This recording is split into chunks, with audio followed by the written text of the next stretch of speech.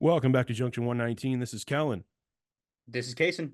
and we are back. We're not doing this right after a baseball game like we did last week. Uh, Shout out to friend of the show, James, for being on last week for our kind of our baseball postseason preview. But we're back again this week. Kason, how are you, my friend? Good, good. Yeah, we actually are recording this a couple hours, or recording this after game 2 of the ALCS. So we'll touch on that. But Yeah, if it wasn't um, obvious by my hat, who I'm pulling for now with the Guardians. um, Before we get going though, Kason, I wanted to say something, and that is that it came to my attention in the last week that a lot of people are probably going to be coming across our podcast for the first time ever, like this week, just because of circumstances and new folks, mhm. just as life goes on.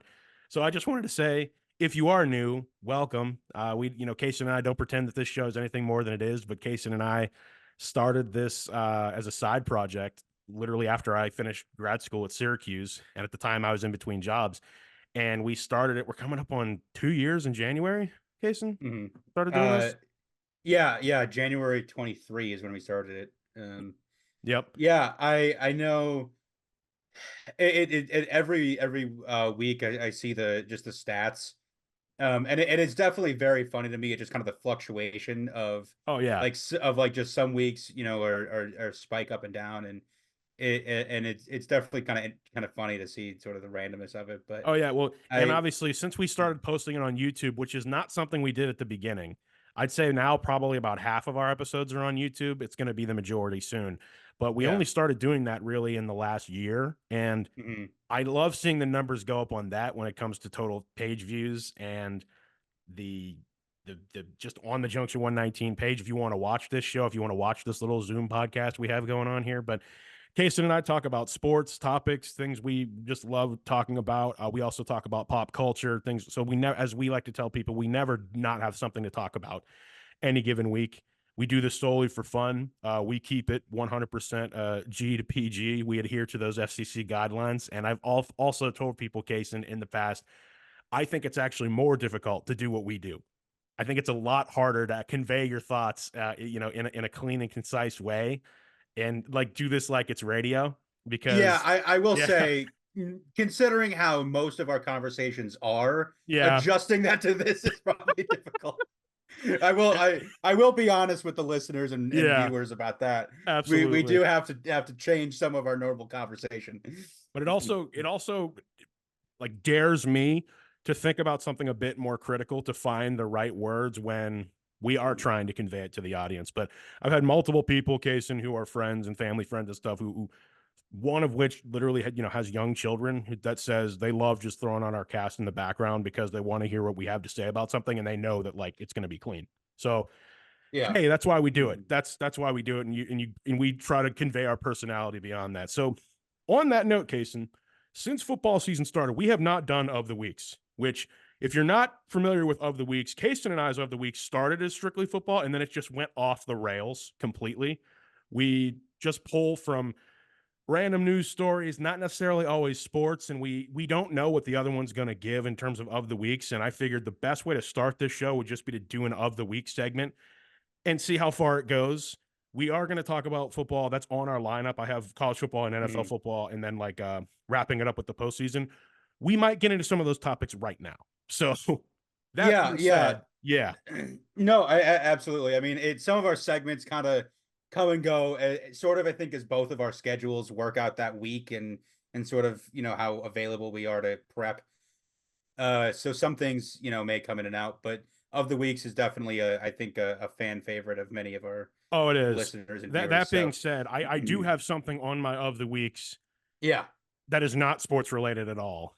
If you want me to start it off, unless you want to start something off. No, you can go start All off. right. So my welcome back of the week goes to DC Warner Brothers. Welcome back to making the kind of movies that at times are subpar, and that's of course referring to the reception of Joker Fully Ado, the sequel to what 2019's Joker. Now, let me just Yeah. get this out of the way. I haven't seen this movie. Have you, Kason? No. Okay. This isn't going to be a review. I don't know necessarily what's in it. I've heard enough spoiler reviews now to kind of pick it up. But I will say that, how do I put this? I was one of those people that definitely was very critical of the first Joker. I thought it was good, but I thought it gained the attention of being like a nuanced film, like a high class piece of art. When I'm sitting here, and I was definitely one of those people that said it's Taxi Driver meets King of Comedy. Taxi Driver I had already seen whenever I had seen Joker. I had to go see King of Comedy to see what people were talking about.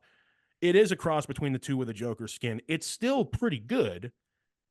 I mean, on a rating system, I'm not going to do that now because I can't put myself in the mentality of whatever it was 5 years ago. But I didn't think it deserved to be $1 billion movie.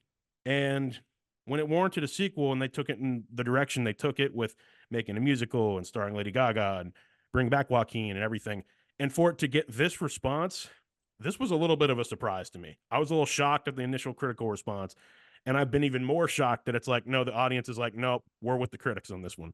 Like, no one seems to like this thing. So, uh, unfortunately, it is going to be a historic flop for the box office in terms of budget.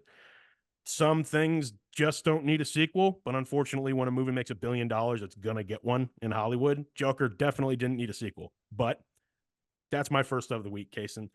Thoughts, comments, concerns, No, I mean, yeah, questions? I, I will also admit, I never saw the first one. Okay. It the DC stuff just isn't mostly my thing. Like, I've seen the Dark Knight series and stuff, but it's just um the Todd Phillips Joker never really screamed much to me. Because I was like, well, what is even the point of this? And uh yeah, I agree. I mean, I definitely thought that it was I portrayed as if it was like Joaquin's best performance he's ever given, like Yeah, I mean, the which is fact like that Joaquin seriously. Phoenix won an Oscar, won the Best Actor Oscar for the first Joker, I think by definition immortalizes the thing. But I have mixed feelings about the Oscars in general, considering that there's a campaign system and things win that shouldn't and stuff like Yeah. that. But when someone does what they did, what Joaquin did to his body to make himself like look how Arthur Fleck looks in the first one, I thought for that alone, it's sort of like Dallas Buyers Club with Matthew McConaughey. That being said, I understand why you're not as big a fan of the DC stuff because they haven't had any solid continuity. Aside from this, because this was going to remain separate from the rest of the DC stuff that Gunn is working on anyway, I'm really, really looking forward to Superman Legacy next year. If it even ends up calling that, I've been one of those people that says you can just call it Superman. We know it's 2025 Superman. Um, Yeah, I mean, I am excited to see it, just because I'm really, really intrigued to see what James Gunn does with that. So we'll definitely circle back on that next year when we get to our anticipated movies, and we will definitely talk about it at the time. for sure. So that's my first of the week. Take it away. Yeah. My first of the week goes to, I don't think we really talked about it a ton. I maybe we had mentioned it, but I don't really know if we talked about it for sure. But um retirement of the month of the week, because it's kind of late, goes to Adrian Wojnarowski, the Yeah, Woj. an NBA scoops god. He retired from ESPN I think like a month ago, I Yeah, think at this point, to basically be the general manager of the Bonnies basketball team St. at Bonaventure. Yep, St. Bonaventure. So uh it just came back up because there was somebody said, he said something today about how front office executives or whatever are calling and texting him to give him scoops after retirement, and he's just telling them like, I don't care, like I'm busy. He's like, okay, I absolutely. don't care. He's like, good job with that trade or that deal, like I don't care. Yeah, and that's interesting. It makes you wonder what like Adam Schefter's retirement's going to look like, right? It's going to be Yeah, strange when he's no longer doing it, but also at the same time, those connections don't go away. You know what I mean? Eventually, those people leave the league, but yeah, you do get to a point where, like, say, like even my line of work, I at times know an inordinately weird amount of information about a place simply because of the people I know there. You know what I mean? Nothing like huge inside scoops or whatever, but that doesn't really get switched off unless you say, hey, like, I don't do that anymore. Like, at some point, I would be like, okay, I'm getting annoyed with all these text messages, getting like 100 text messages a day. yeah. Well, I guess like on this though is with Woj's retirement from ESPN, ESPN had an opening, and a certain somebody's contract was up with a different company, and as predicted by many people, the ESPN's primary basketball reporter is now Shams Charania, who used to be at ESPN. He was basically like Woj's, um, I Rival, guess, really.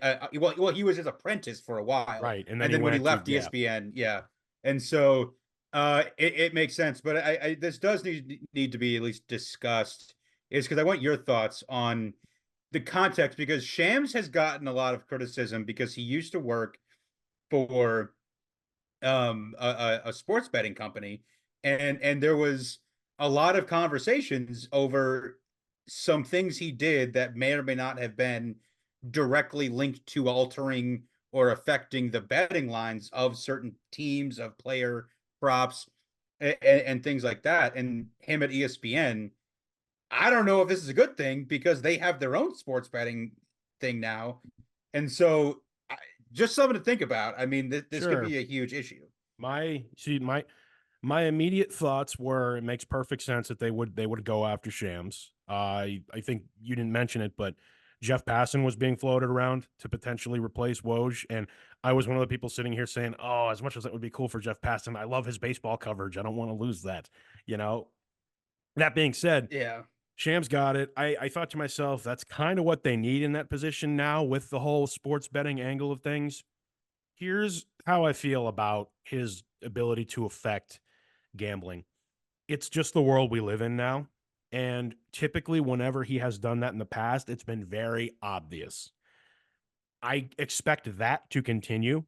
And I just don't think he'll be able to do that as much and hide, so to speak, behind the veil of I'm just working for, or I'm just breaking a scoop when you work with ESPN. Like when you're the guy, because Woj never really did that. He just reported the news. I don't think you can really hide from it after the fact, like when certain things happen, especially at the timing of some of the stuff you do. Sometimes things are just a coincidence, but my expectation is that we will see less of that. And if he does have takes that potentially influence betting, we will know it immediately when we see it. Mhm. Is that fair to say? I mean, I Yeah, just think yeah. that No, I agree just be that careful. I mean, if you're being at ESPN, it's going to be right, significantly harder to find I don't or bet to on hide to sports. hide. Right, I don't bet on sports. I've never used one of these like apps. I will say that it's not necessarily a moral thing. It's just literally against the rules in my line of Hmm. work. But I wouldn't anyway, just because that's not the kind of moonlighting I would want to do, so to speak. I just have no interest in it.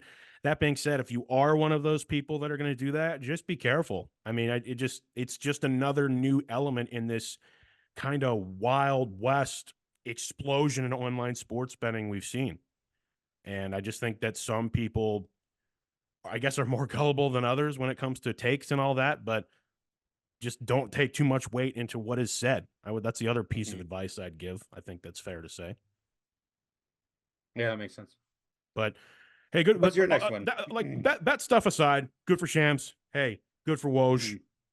You know, and the coverage continues, and we get great NBA coverage. My next of the week. Let's pull the list back up. All right, this is a little weird, and this is going to delve into NFL territory. My kind of mental breakdown of the week goes to Nick Sirianni, head coach of the Philadelphia Eagles. You're nodding your head because I think you know where I'm going with this. It's a Yeah. little wild, but if you didn't see, the Eagles won against the Browns. Sorry, Casen. And Nick Sirianni essentially made headlines because he was like yelling at the Philly fans, essentially kind of calling them out for the times in the past that they've gotten booed and everything. And then he had his kids at the post-game press conference of a win in a way that just felt very deliberate, like he was using his kids as a little bit of a deflection for any kind of tough questions. To be honest, I did not see the press conference. I don't know if he actually said that, but they're gonna get more softballs and things that are less Yeah. triggering idea if you have your kids in the post-game press conference with you. The optics of it just look very eyebrow raising given the circumstances. Hmm. Yeah. I say Steph all Curry figured that one out years ago. Yeah, absolutely. I say that in humor. Obviously, this is a humor. That's the other thing about of the weeks. They're supposed to be humorous, informative, but humorous. But I'll say this: this is just another another latest step in the deterioration it's seeming between Sirianni and the Eagles and the Eagles locker room, and I guess the Philly fans. But if you're to the point where you're yelling at the fans for booing, I'm like, man, you probably shouldn't be a coach in Philadelphia anymore. Like if they finally gotten to you, uh, I don't know. Yeah, I yeah. had No, multiple. I Yeah, go ahead. look, here's the thing. I Sirianni, I think I am fairly confident was almost fired last year, and he is coaching for his job. I think you called it And too. You were like, don't be surprised if Sirianni yeah, gets the X. Yep. Sorry. and and the Eagles aren't great. I mean, they're not bad, but like they're coming off of the Super Bowl appearance, they've just looked worse. And it's just kind of like, I mean, you give Jalen Hurts all that money and they just continually look worse. I mean, granted, like you have the roster turnover of like replacing Jason Kelsey isn't easy and all that stuff, but like it's it's a thing. And I think they know that the Sirianni experience is not working and fans are getting frustrated. If there's any city to where the owner is going to listen to what the fans say, it's gonna be Philly. Oh Uh, yeah. and so it's just feeling a lot like the Doug Peterson experience, where they went to a Super Bowl. I mean, he won it, but like they went to the Super Bowl, and then it just kind of been weird, like kind of weird situation after weird situation. And all the And while the team continues to get worse. yeah, and then Yeah. eventually it's just gonna like you're kind of wearing out your welcome. I wouldn't be Uh, surprised if it's a mutual parting of ways at the end of the season. I would agree with that, and I absolutely know who's gonna get that job, but that's a different conversation. Who? Um, he currently lives on Lake Mm-hmm. Erie, and he is employed by the Cleveland Browns. Not to say he's going to lose his job, but I think he's the type of guy that isn't going to be sitting around for a full on rebuild. So, well, I did. that goes into my next one Go ahead. actually, because I have a tank of the week, and that goes to the Cleveland Browns. Mm. And so just going all into that, like if you missed it, yesterday there were actually two star receivers traded in the NFL. Tuesday by the time you hear this. Yeah, Yep. yeah. Uh, and one of them was Amari Cooper, who is the best receiver on the Browns. Uh, he hasn't had a great start to the year, but he does not get along with Deshaun Watson. He clearly is not really playing that hard or practicing that hard. And he wanted it out. Everybody knew that. And so he got traded to Buffalo.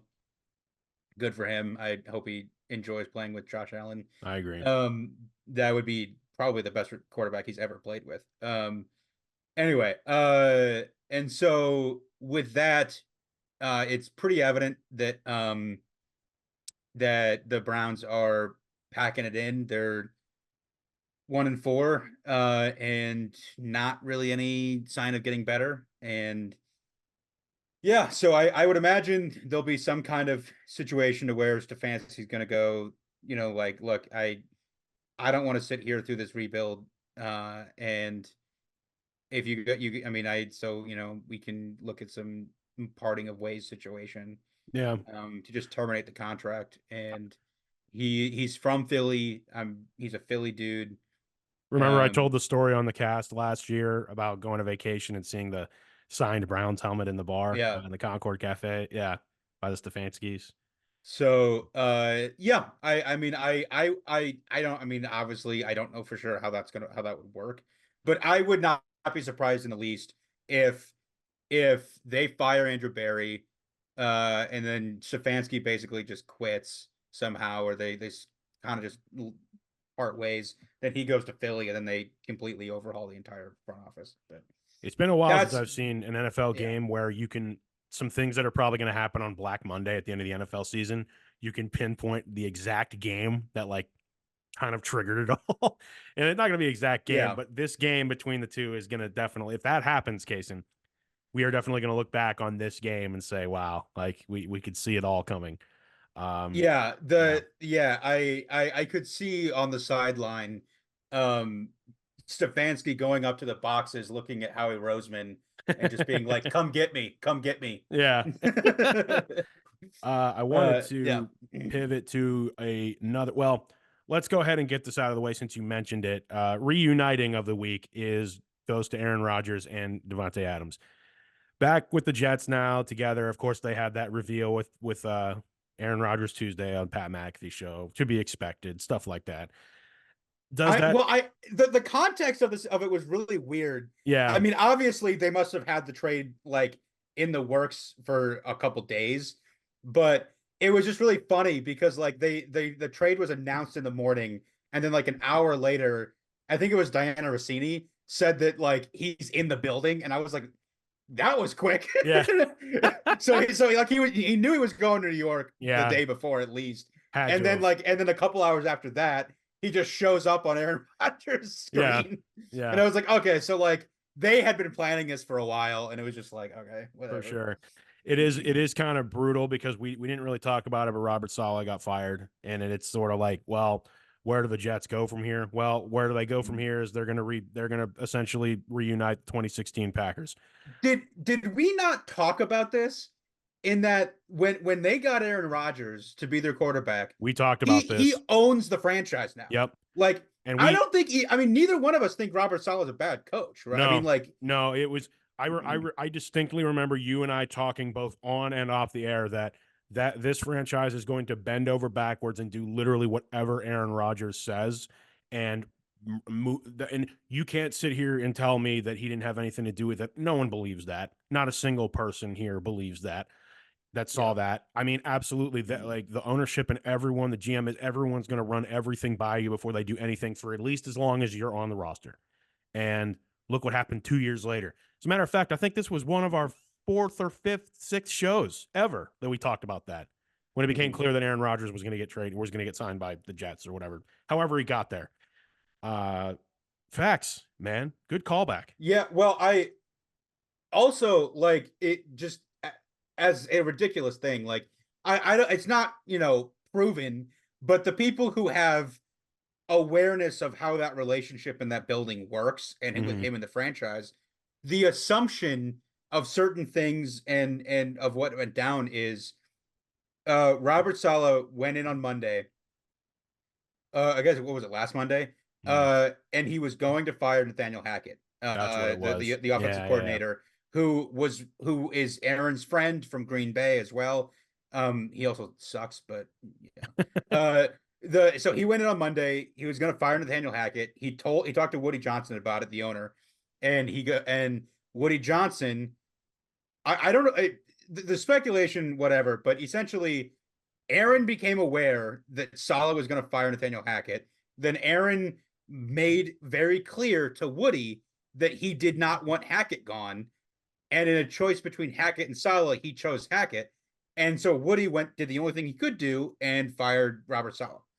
I hope Robert Saleh is on the sideline next season. I really do. Oh, I think he will be. Yeah. I mean, I think he was dealt a really bad hand, and at the end of the day, I'm not sure on like the openings, but he will definitely get at least the coordinator job. He will. Yeah. We literally don't know about the openings, right? I mean, we won't know. That's months from now, right?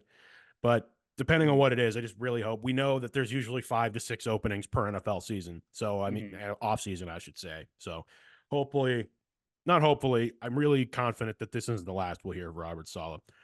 Pivoting to another game, how do I put this? Destruction of the week slash blowout of the week goes to kind of both, because I think both sides are involved. The performance of the week has to go to the Detroit Lions. The destruction of the week and the sky is falling of the week, the bad angle of that, goes to the Dallas Cowboys. Oh my goodness. I do. I mean, listen. Speaking of NFL openings. Yeah, speaking of NFL openings, I mean, that was a performance unlike. You talk about a situation like a brewing rivalry. We kind of know the history between the Lions and the Cowboys in the last 10 years or so. They've kind of had this antagonistic relationship. They pulled out the entire playbook against the Cowboys, and literally everything worked. I mean, a 47-9 shellacking, at home, where the Cowboys, let's just face it, the Cowboys are incredibly beatable. I'd rather just play them in Dallas because and there's nothing better than beating them in Jerry World. But oh my goodness, the Lions. I very, very impressive. Incredibly sad that they probably lost Aiden Hutchinson for the season. I don't know the status right there. I was trying to kind of look up stuff earlier. I don't know if the full extent is really like out yet. That's awful. And Hey, I'm yeah. yes. Well, Yeah, I I'm mean, sure you ask if any Lions fan, they would have taken a loss over losing him. Like that's well, like I have a pass rusher they can have for a couple first round picks. So the I'm saying right now, I'm not even kidding. I'd be on the phone with the Browns of like, hey, who on defense could we get? What do you want? Because the Lions are a legitimate contender, even without Mhm. Hutchinson. So my thoughts are, hey, but also the it seems like this happens every year. The Cowboys under Jerry Jones, the documentary eventually about them is going to be fantastic. Because or biopic or whatever it is, because I heard someone say this in the past few weeks. If you would have told Jerry Jones in the 90s after he won his last Super Bowl that this is the last Super Bowl you're ever going to win as owner and GM and everything of the Dallas Cowboys, there's no way he or anyone in the sports world probably would have believed you. Like they're going to reload and everything. But when the team is underperforming Mhm. directly because of your play, I mean, I even had friends texting me during that game because the Steelers were playing the Ravens at the same time. Like, wow, we couldn't beat this Dallas Cowboys team. I'm like, guys, to be fair, I'm pretty sure the Lions would do this to us too. Maybe not blow us out as much because of the defense that the Steelers have, but we would lose by a lot to the Detroit Lions too right now. So, but yeah, the Cowboys are 3-3, look terrible. Their next game's at the 49ers, so congrats. And we'll see where they go from here. I don't that's just one of those you got to swallow your pride losses. So, No, I exactly, and I think I saw what you were referencing too, because it was also just sort of mentioned that like Jerry Jones cannot get rid of the perception and the assumption in his own head that he is what made the Cowboys of the mid '90s good, it's really because fascinating. he had Jimmy Johnson, and then he fired him, and then he got Barry Switzer, and they still won, and so he thought, oh, that means it must be me. It's me. Yeah. Like I can fire the coach and get a new one, and we still win. Then that means I'm the guy who's still here, so it's Mhm. on me. And so he thinks that he's responsible for the mid '90s dynasty, and so he's like, "Well, I did it 30 years ago. I can still do it." And it's like, no, No. no. Well, I think I remember us having a conversation on this cast a year ago after some similar situation, and I compared him to a restaurant owner or a famous restaurant that's skating by for how it used to be on that Yeah. reputation. And that's the Dallas Cowboys. But at the same time, I'm over here thinking to myself, would the NFL really want the Cowboys to be good? I'm sure, like in house, they'd be like, well, yes, the NFL is better when the Cowboys are good. I don't know. The NFL is also pretty great whenever the Cowboys are just everyone's punching bag. So I will say that genuinely, I don't dislike the Cowboys or their fans, which is why it's hilarious whenever you see something like this and you know that Stephen A is just going to go off. But at the same Hmm. time, if anything, I see them as similar to how I feel about the Pirates or some team with not necessarily the best ownership. You love the team, but it's like, my goodness, anyone my age or your age, Casen, who's a Cowboys fan, has seen a lot of mediocrity and a lot of your team just taking it in the teeth from everybody.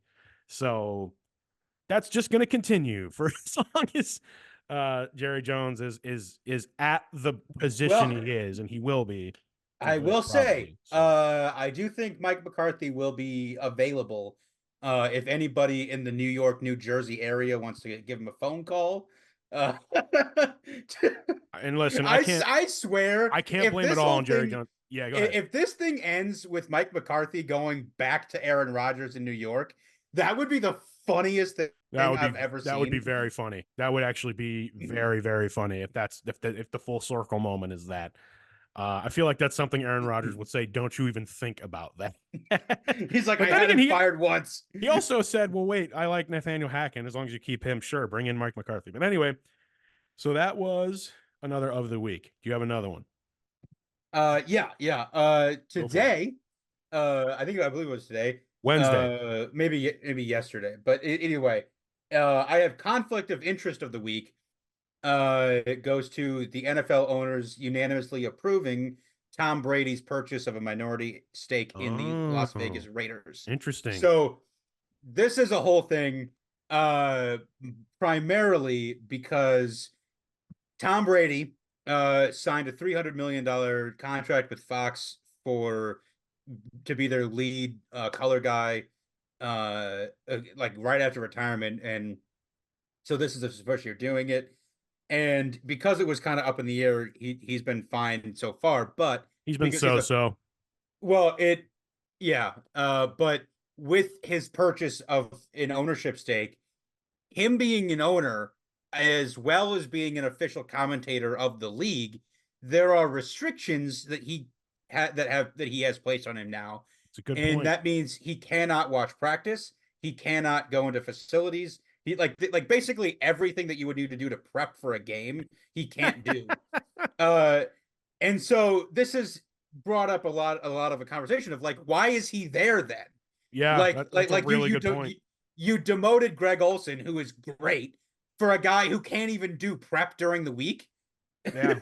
Well, Like, right, and this would be a problem even if like Tom Brady was incredibly good at this, which personally I don't think he has been so far.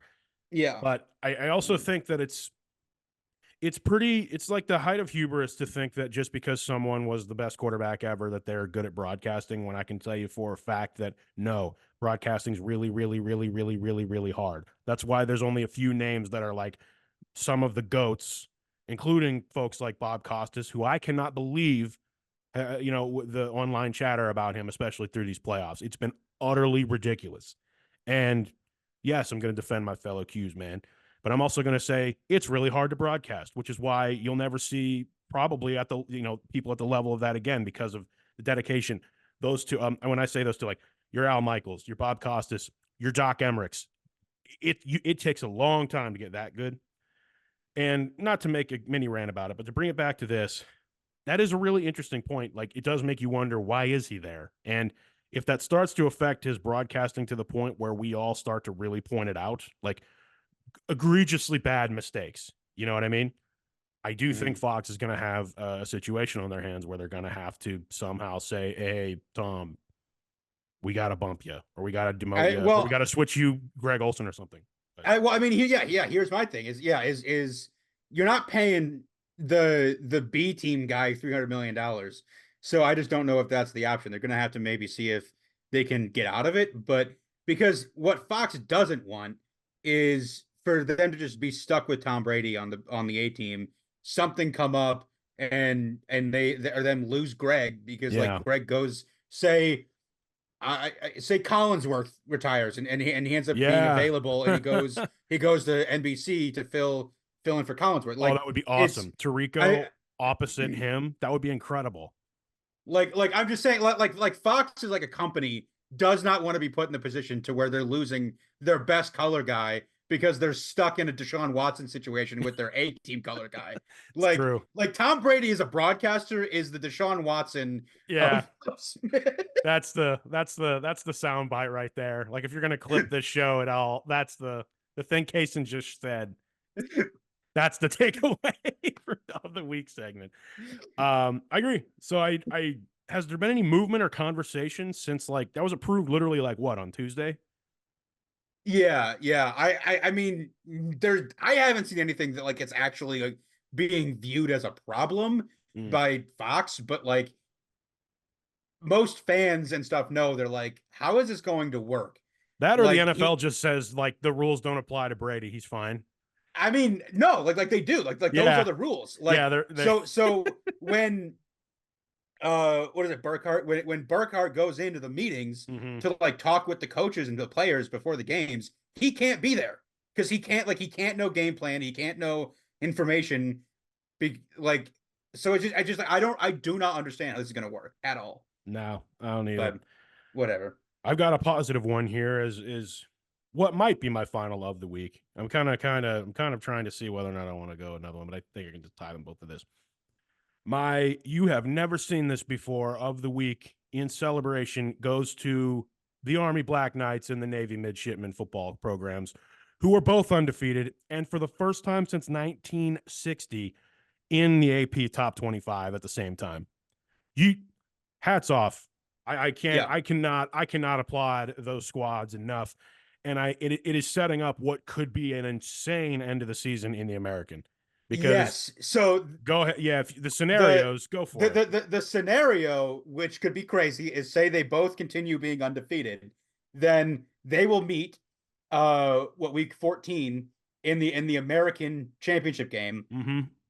and then they will meet again week 15 for the Army Navy game, Right. which for my understanding like has no real implications then, like in the context of There's got the to be actual something in the season. conference office in their contract that says the Army Navy game mattering is negated or something. But it definitely counts. That's the because thing. say they're both undefeated, or they're both 11-1, whatever. Like say they are the teams that have equal records. They go to the American, and say there's a playoff spot on the line. Like that would Exactly. so say they're both in position to where winner of the conference goes to the playoff as the group of 5 representative. Army wins that game. And then the next week, Navy wins the game. Navy wins the game. Yep. Would What do you do? What do you do? There's so many committee people who are like, we do not want that to happen because we don't want to be in the situation of having one of the service academies after historic seasons getting completely like the short end of the stick. You know what I mean? Like the optics of it would be awful. I definitely can tell you. First of all, let me say this. I don't think both are going to be undefeated by that point. I think more than likely both are probably going to lose. They both have to play Notre Dame, weirdly though. Yeah. And they both can beat Notre Dame, in my opinion. Yeah. But they're both not going to. I think that's a long shot. I think most likely neither one of them does, but that would still be wild if their one loss, both of them, was to Notre Dame. It's like, okay, so they're essentially still undefeated against their American Conference foes, right? Like that still puts them in contention. Like an American opponent would have to beat them. Like, so it's really, really cool to see. I should have said Army's number 23, Navy's number 25. I don't have the schedules in front of me right now, but I wanted to just acknowledge that because it's amazing to see this right now. It's very, very cool because nation's best and brightest, let's just be honest. It's they often just have to put together the team they can. And oh my goodness. Well, our Army's been very good for several years now. They have. It's great to see Navy finally back on its feet. Navy's back after they fell off there towards the end of their previous coach's tenure. About a decade ago, they dominated that rivalry too. Yeah. Navy won every year. Now Army wins like every year. And it's the Army Navy game is awesome, but to see those two teams like in this position, it's almost harkening me back to like the 1913, like the 19 teens when these were the literally best teams in college football. So stick a pin in that because I definitely think that one way or another, it's going to have implications in the American because I think one of those two teams is going to win the American. And could we see a service academy in the playoff? Maybe. Solid maybe. It could happen. Any other thoughts on that? That would be crazy to see. I want it, man. I want at least one of them to make it. That would be sweet. But either way, they would have to be competing with Boise for the right. Group of 5 representative. So right, interesting on that. Do you have another of the week? My final one, I've got a dog of the week, and that goes to absolute dog of the week, Penn State's tight end Tyler Warren. Wow. So Penn State defeated USC 33-30 in overtime last week. And Tyler Warren had 224 yards and a tutty on 17 receptions. So huge stats on that one.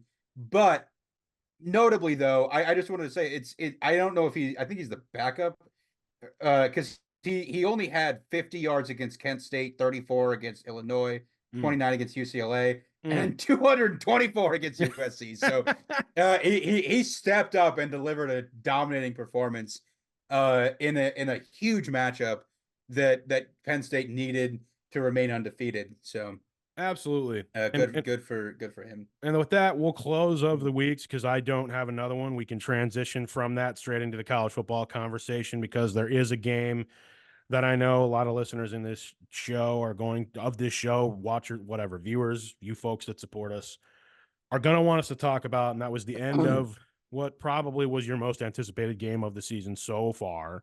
And that was at least what is going to be the first, at least, matchup of Ohio State and Oregon.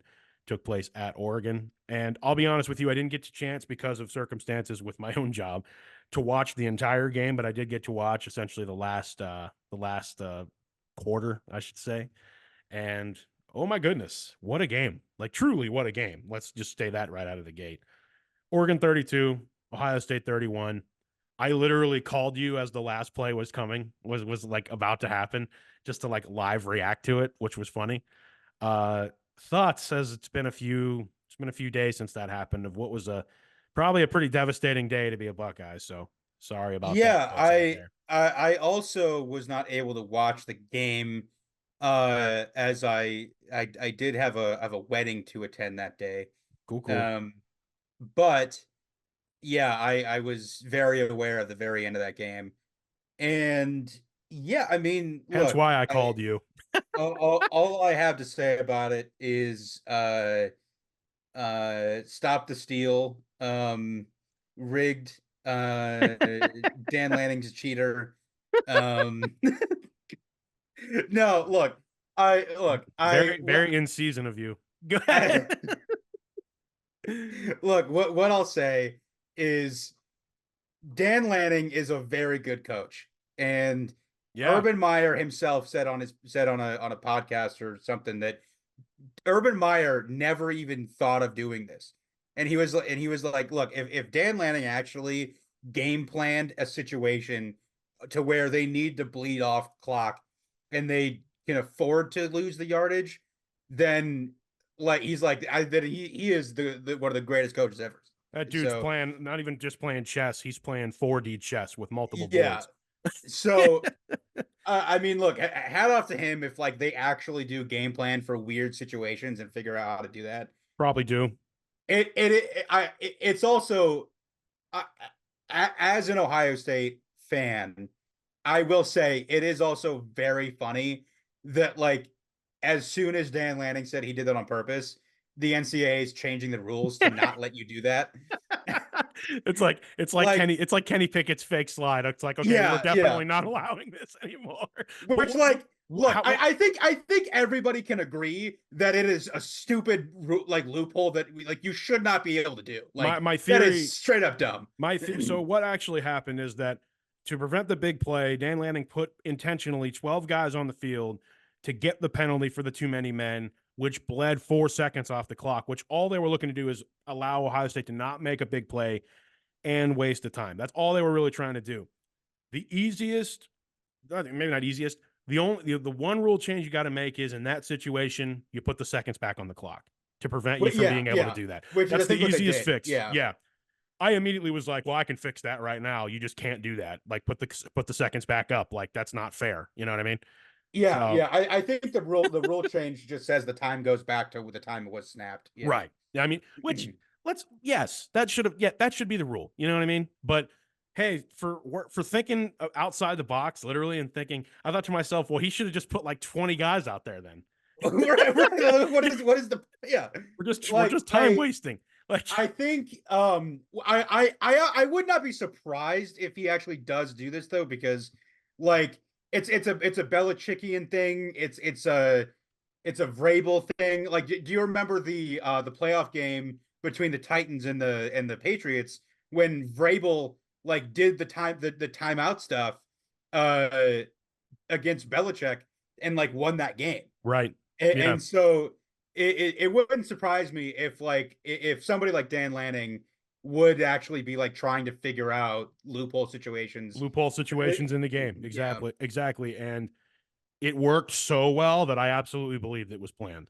I absolutely thought Yeah. if we're ever in this situation where they're driving down on the field, we could probably pull it off once or twice, but just to burn time, absolutely, let's do that. And it worked like perfectly, which is the which is the crazy thing. Now, I guess my question is one major controversy is, do we believe Will Howard was down with enough time to call the timeout? because the fact that they just kind of let Oregon storm the field was kind of the thing I thought most people would be mad about.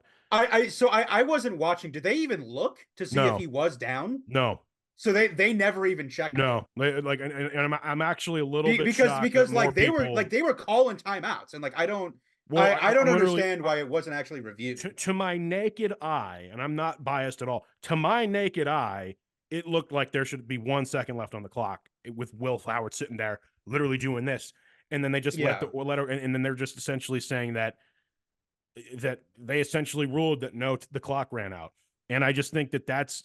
I mean, I'm amazed that more people haven't had more conversation this week about how controversial that is. Now, I will say, by no means is Ohio State cooked. In past situations, I'd be sitting here saying that's a huge win. It's a huge win for Oregon. It's not like as bad a loss for Ohio State, but they can't really lose another one and slip too much, especially to a middle tier Big Ten team. I don't think they'll do that, but I also think they'll get a second crack at Oregon. Definitely. Yeah, yeah. I mean, look, you can sit here and like adjudicate all of the end of game situations all you want, but like it comes down to the defense played awful. I mean, I do not understand what was going on with Denzel Burke. He had one of the worst games I think he's ever had in coverage, and uh, yeah, like the offense was so. I mean, Howard could have been better. The defense was awful.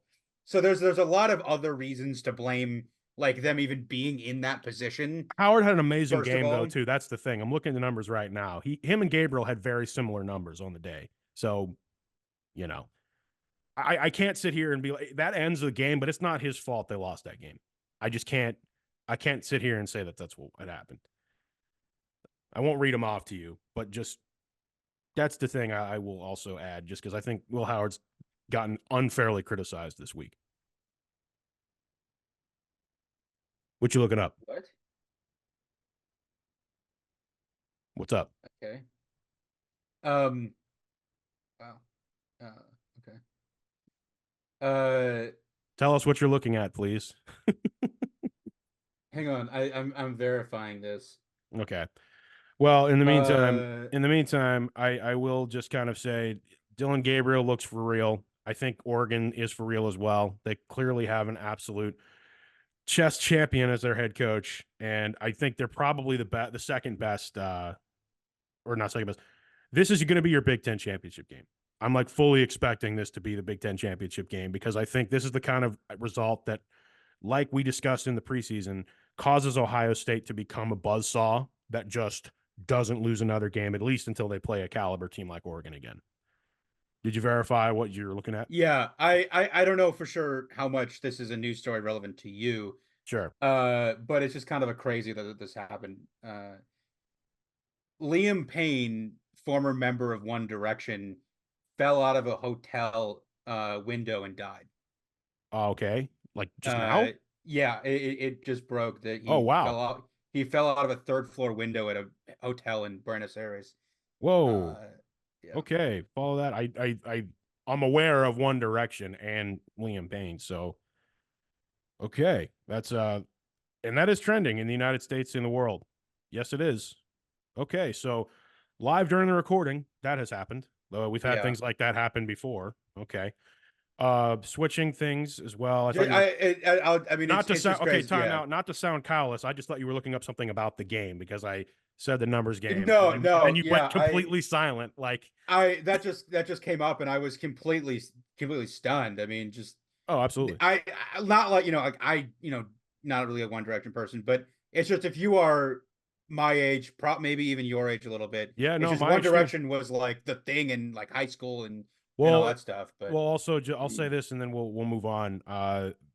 Harry Styles is my age, literally, yeah, my age. So, like, we're within same birth month. You know what I mean? So, absolutely. So, right in the wheelhouse of you and I. hmm Shifting back to just football, as that's a developing story. Was there anything else takeaway? Because we had been building up the 12th, October 12th, as kind of like this massive day. And for what action you got to see, was there any other game that you really wanted to get something off your chest about? yeah, yeah. So uh, I will say Texas absolutely killed Oklahoma Yep. in the rivalry formerly known as the Red River Shootout, the Blew Red out. Yeah, River the Red River rivalry. rivalry. Uh, yeah, I mean, I don't know what Oklahoma does, but you got to move on from Venables. Like Oklahoma is awful. Texas clearly, a definitely probably deserving of being number one. Yeah. Um, until proven otherwise at this point in time. Uh, Ole Miss LSU. Ole Miss. Lane Train is falling off the tracks. It is the show is over in Oxford, Mississippi. um, it look, I love Lane as like a character, but like you quickly understand why he has like been run out of town everywhere he's ever been, because like the show grows so old when like you're not winning things, you're not getting results. Like you're paying, I don't know what, $20 million for this roster, and you're losing to LSU, and it's Well, just and you're losing to Kentucky. You're losing to LSU. You're becoming one of the teams, as I said a week or so ago. There's not enough oxygen in the room for everybody. You're going yeah, to start to yeah. see teams lose and have a large number of losses in the middle because all these teams at the top, the losses and wins have to come from somewhere, especially now that we're in conference play. Well, I'm one, exactly, and I'm one of there's those only so people. many spots. I'm one of those people that thinks that Lane Kiffin might be one of those guys that's like the perfect guy to be a coordinator, and maybe that's where he Yeah. thrives at the best. Because offensively, everywhere he's been, they just are amazing. And as a head coach, it's sort of been this way. I agree with you. And unfortunately, that's it. Meanwhile, you got LSU who continues to chip away at this and to make some noise. I think it honestly interesting to say as well. South Carolina should have beat Alabama, arguably. Only lost to the Tide by 2 points. The Tide still look incredibly beatable because I had someone tell me this weekend. Pretty sure they play Tennessee. I just want to double check. Yeah, Alabama, Tennessee is Mm-hmm. this weekend. Does anyone?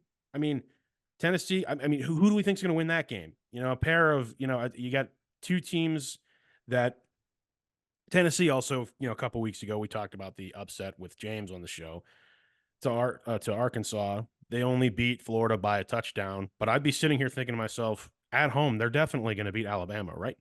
Well, Right. last week they went to overtime against a bad Florida team. So, Mm. I mean, Alabama's favored. I think, yeah, I mean, Alabama barely beat South Carolina. I think I don't know for sure if this is really going to tell us much because they both got upset. They both have didn't look great last week. Like I think somebody's gonna have to like figure out how to get the season back on track here. Yeah. And whoever does this week in practice is gonna be the winner. If that Mm. makes sense. I get you. Like they both have been in a bit of a skid the last couple of weeks, and They've had, somebody's gonna have to figure and this let's be out. honest, they've had almost identical seasons to this point. Yeah. Almost exactly. So this is where the differentiating between the two can really happen. The last thing I'll say right now about as you see, we get Georgia at Texas this week. Right now, I would say that this conference has been everyone fighting for the right to lose to Texas in the championship game. And I'd be saying that even if one of these teams, like say Georgia this weekend, finds a way to beat them, I'd be sitting here saying Texas is still going to win the Mhm. championship game. I mean, someone might get them on that, but I shudder to play the Texas team that's coming off of one loss, and it's to one of the teams that they could see again. So I feel a little bit like Texas if they were to lose, like I feel about Ohio State right now. So that's all my thoughts on the SEC in general. Um, anything else out there?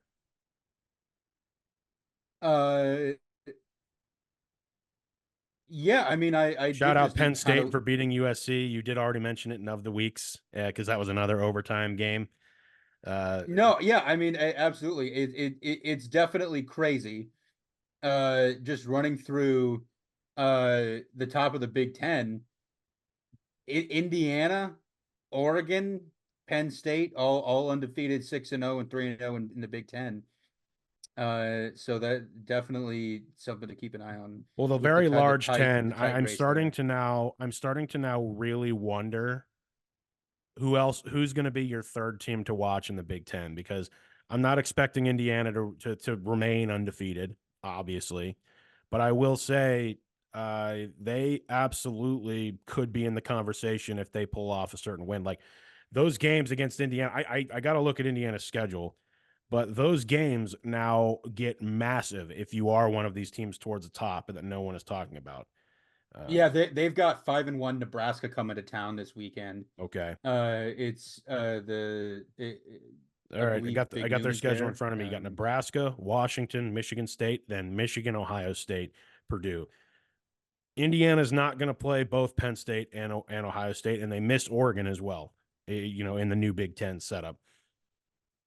I That's mean, listen, Ohio State. That's the week before they play Michigan. I'm just saying, whether they're undefeated or not, it's the Hoosiers yeah. coming to Ohio State under Signetti. That is a game to watch now if you're the Buckeyes. I'm sorry. That you talk No, about a team that could absolutely spoil I the party. agree. I Definitely. agree. I mean, looking at the schedule, I mean, if they are for real, like there's no reason they can't be undefeated coming to Columbus. Mm-mm. Um, Because this yeah. Indiana team can definitely beat every team on their schedule up to that game, including Michigan. 100%. I'll just say it would be crazy if, like, in the first year of this new Big Ten, and like the Big Ten championship game is like Indiana and Oregon. Oregon. like what? Who saw that coming? Yeah, that would be wild. Like everybody was like, oh, probably it's gonna probably be Penn State. Like they probably thought it was gonna be Oregon, but like Penn State, Oregon, Ohio State, State, Penn Michigan, State. and it's like Indiana. Nope, Hoosiers all the way from deep downtown Bloomington. Yeah, shout out Indiana. That could be really cool. So yeah, stick a pin in that, because that is fascinating. I'll let you kind of take it away, because then we can kind of transition it. Yeah, I mean it other than that, I mean, looking at just kind of previewing this week, something to keep an eye on, other than what we said. I mean Georgia, Texas, Alabama, Tennessee, Nebraska, Indiana. I think that's about it. Nebraska's not ranked, but like they are 5-1, so I'm Yeah, not really sure whether they're not ranked, but and they still have mini Mahomes, uh even if they're not undefeated anymore. Miami Louisville could be interesting. I mean, I will say we've seen Miami sort of struggle and get bailed out in some controversial situations before, so We just shall. keep Yep. keep an eye on that, because Louisville's not a pushover. So No, Miami, keep and an eye on that. yeah, and it's gotten to the point now with college football that I'm looking around wondering where the upset could happen. Like I'm really trying to Yeah, yeah. critically think hard, because it's just very clear that could definitely happen any given week. I mean, whether it's 17 Kansas State going to West Virginia for 7:30, that could be an upset. That just looking at up and down here, that wouldn't be necessarily one. Colorado is quietly having a good season, relatively speaking. They did just lose to Kansas State, but that was to be expected. They're sitting at 4-2. They need to continue winning to essentially kind of make headlines, and the rest of their schedule is meh. So they're not they haven't been the media spectacle like they were last year, and that's noteworthy. And then I have over here East Carolina at Army, again with what we said earlier, and then Auburn at Missouri. So not quite what last weekend was in terms of matchups, but All yeah, go right, ahead. I will call out a shot here. Okay. My prediction is Texas A&M at Mississippi State. Okay. I will explain my Oh, reasoning I here. see. So I will explain Mississippi my State, reasoning. the Hail Miss, State, but the cowbells get it done. Mississippi State isn't great. They're 1-5. They but they did almost beat Georgia. They were hanging close with Georgia for most of that game. And Texas A&M is technically 5-1, but it's a very weird 5-1 to where they've played fairly close to anybody they've played Yeah. that's like even remotely competitive. Like I mean, they killed McNeese, Hmm. but like whatever. I they beat a bad Florida team by 13. They beat Bowling Green by 6. Yeah. They beat a bad Arkansas by 4. They somehow, I think they somehow killed Missouri last week, and I think it could be like a rubber band like snapback of like Back falling and off of forth. that. Yeah. Yeah, Falling yeah. off. Yeah. Like What team they shows up kind of thing. Exactly, is that I think they could be in for a bit of a letdown week after the high of beating Cool. a top 10 Missouri team last week. Stick a And pin in so that just one. something to think about. Something to think about. Absolutely. Mhm. Let's transition to the NFL because we've been talking for a while here. We're past the hour mark. Well, I think we're well past it actually. But any NFL stories that we didn't cover in of the weeks, because we did kind of thoroughly cover the biggest ones, the biggest takeaways of the weeks. I will say, I guess the one thing I should comment on is, because I just would like to hear your thoughts about it as well, it's looking very seriously like, despite a solid win and the fact that the Steelers are 4-2, the Steelers, Russell Wilson has been taking snaps with the ones this week, which there hasn't been an announcement that he's going to start the game, but it's looking increasingly likely that that could be the case. Personally, I had people kind of in my mentions and chats and stuff kind of completely freaking out about this week. To be completely honest, I'm one of those people that says, I mean, it feels like we'd be doing that for the sake of doing it. I don't know if necessarily I didn't get to watch the entire game against the Raiders, but the Steelers did win, and down the stretch, I want to say they scored more, they score more points than they have at any point this season. It must be like I'm only thinking it has to be a numbers game of some kind. Like Russell Wilson just better at the passing game, and for some reason maybe he gives the Steelers the best opportunity to beat the Jets. But I'm just kind of sitting here thinking to myself, listen, in my years in the Tomlin era, we just don't necessarily make the like good offensive decisions. We just don't, and it's become increasingly evident since Ben left. Since Ben retired. So I'm sitting here thinking to myself, look, if you want to start Russ, that's fine. I don't want it to destroy Fields' confidence, but if he goes out and looks great, great. And if he doesn't play well, put Fields in. You know what I mean? I just think that they look at the QB situation as plug and play like an MLB lineup this year. You know what I mean? Like if this guy can run it and Yeah. he could probably do better against the Jets because of how they are, let's put in Russ. I I don't think mean, it's an indictment on Justin Fields, but I'm just no, I this isn't unique to Tomlin like a lot of other guys do it, but it is a notable trend that defensive guys as head coach make weird, questionable quarterback decisions a lot of the time. right. I don't know why they never seem to learn, because like it's a thing everybody knows. Like everybody knows that it's very common for defensive head coaches to not understand quarterbacks, and yet none of them ever seem to like bother learning. Yeah. like it is a thing. We've seen it like time and time again. Like not just Tomlin, I've seen other dudes do it. Like I think Mike Zimmer's done it before in Minnesota. Like it's Belichick just did it. Belichick did it yeah, after Brady Belichick does after it. Brady, left. Yeah, it's like they don't understand that just like taking a guy out and putting him in like kind of like it ruins the flow. Like Fields has had weeks to figure out chemistry, and like Russ hasn't played in a game in 9 months, 8 months, Right. um, 10, So whatever. So if it's a train wreck, my thoughts are going to be, what did you expect? I don't think it's going to be that, because I think the Steelers are pretty un I don't know, are pretty simple when it comes to offense, just as someone does it. But yes, I absolutely think that that needs to get called out, because that is what is happening here. It is an overthinking of the QB situation. We should just start Fields and keep it going until he looks egregiously terrible, or at least we lose. I feel better about this after a loss. But now it's like, okay, like the yeah, Steelers no, kind of cooked against the exactly, Raiders at the end there. So I'm like, why are we messing with that? exactly. Is that like keep him in there until you lose, or he does something to justify pulling him out. Right. I Well, this it definitely hasn't feels like been a happened. It hasn't happened yet. It hasn't officially happened yet, but I think it is going to be an official thing before kickoff. Go ahead. well, you're not gonna. I mean, he's not getting the first team reps to not play. Like Right. so, yeah. I mean, it's definitely a thing where I think Russ was made a promise of being the first string, and like, and Tomlin feels like he has to honor, like, And Omar was like, the Bears will actually make this trade, and then bang. yeah. Shout out the Bears over across the pond. They demolished the Jacksonville Jaguars, which I don't necessarily think is hard to do, but they looked incredible doing it.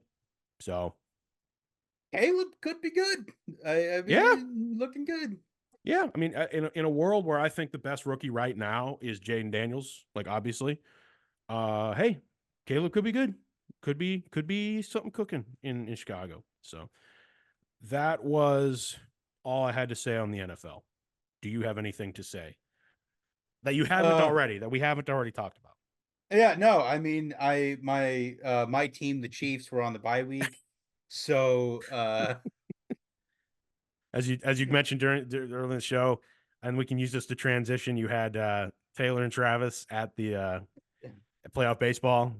What was it? yeah, ALC? Yeah, it was yeah, the ALCS. No, I will say we did talk about it before the show. yeah. I cameo of the week or person, why are you in this situation of the week? Shout out of the I week. Bowling Green alumnus Garrick Dieter was in the box with Taylor and Travis at the game. Yep, Just weird, like weird situation for a guy that. we went to school with was, is like 1 degree of separation from some of the famous people, most famous people on earth.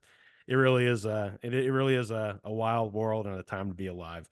We're going to wrap the show up just by talking a little bit of baseball. I mean, listen, I can't do the numbers game like James, Nahiki, and Cam, but we should acknowledge that in 5 games, the Cleveland Guardians did defeat the Tigers in a magical run. Came to an end, I will say. Again, shout out James, shout out Detroit and that team. That was so fun to experience and watch and just kind of see happen. So far, it's looking like the predictions are reigning true. You have both series. Mets and Dodgers is tied 1-1. Yankees lead the Guardians 2 games to none. I am on record saying that I really think Cleveland is going to take game 3. And obviously, if you don't win game 3, it's over. I mean, I'm just going to be sitting here saying, okay, Yankees sweep incoming, probably.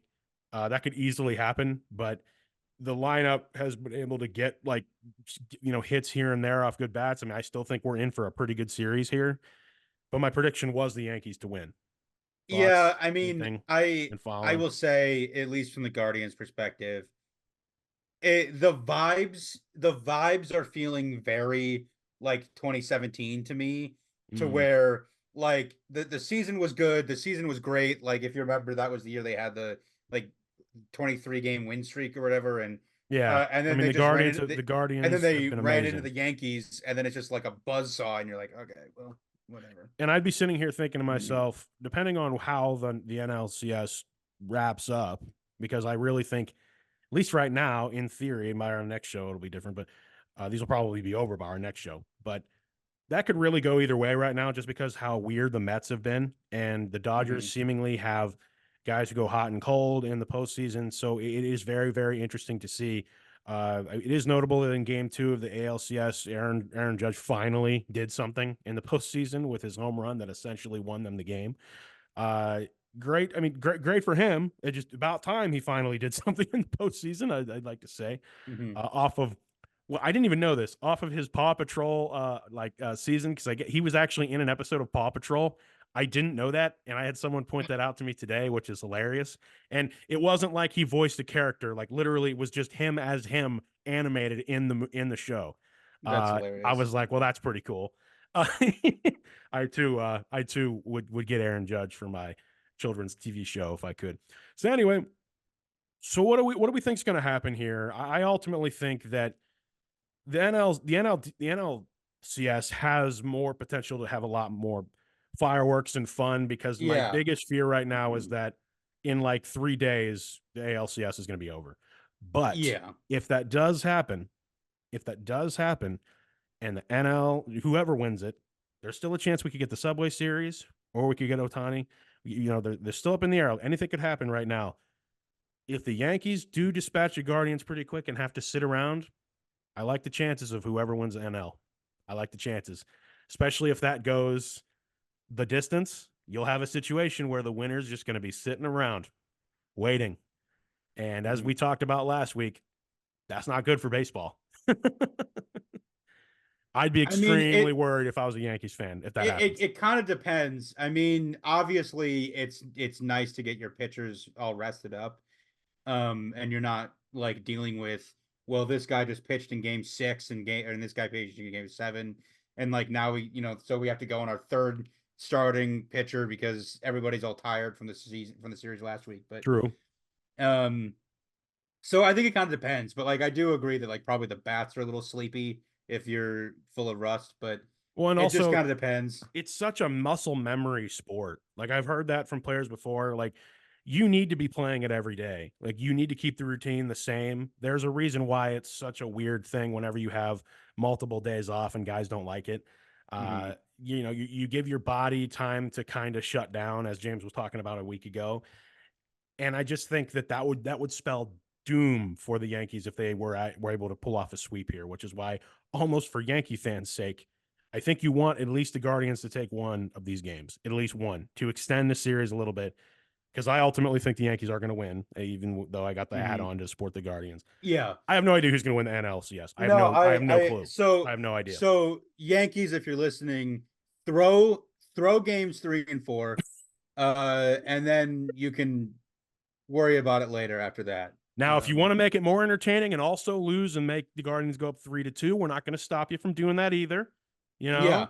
Yeah. And this is a new rule. It's a 9-game series, so they can go up 4-2, and you can still come back from that. So just start thinking about that. You'll still have time to do your thing as the Yankees and do that. So let's just will that into existence. Absolutely, we want the Yankees to do that, 100%. But oh my goodness, man.